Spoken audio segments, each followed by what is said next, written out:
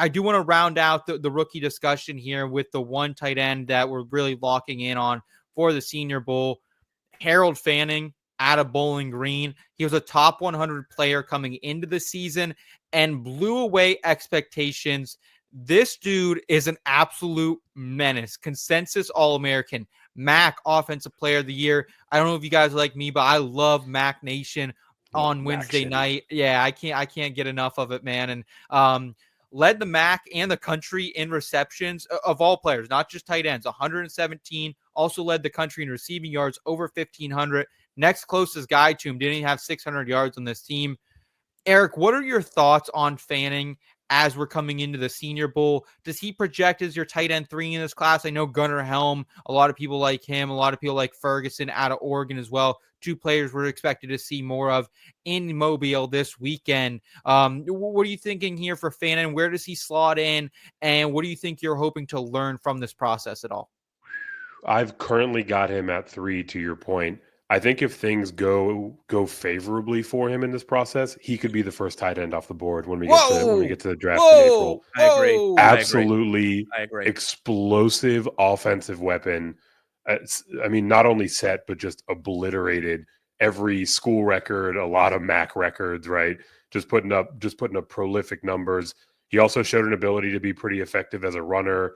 The thing that I like most about him is, look, he's from an FBS school at Bowling Green, right? So like his strength of competition is always going to get beat up. But then you look at his games against Power 5 opponents.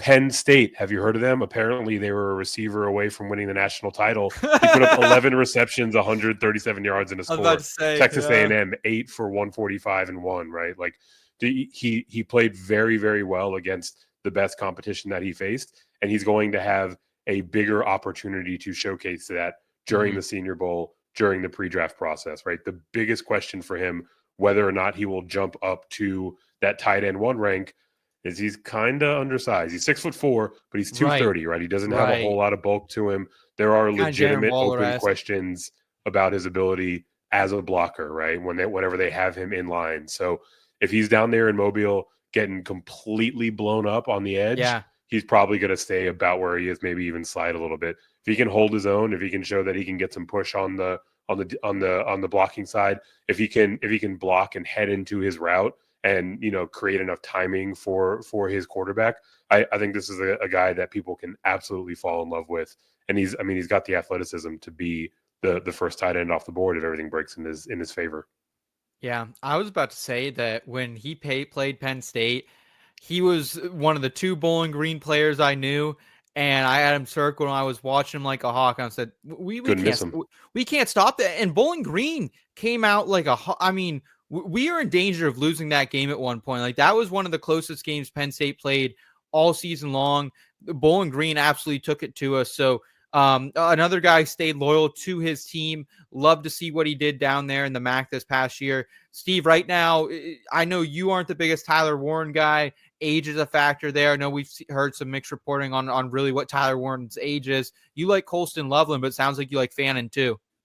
I do, especially with, again, like we're going away from this need to be an inline blocker. The Travis Kelce of the world, they've changed the game, right? And having a tight end who could take a screen, for a touchdown is important to a lot of coaches.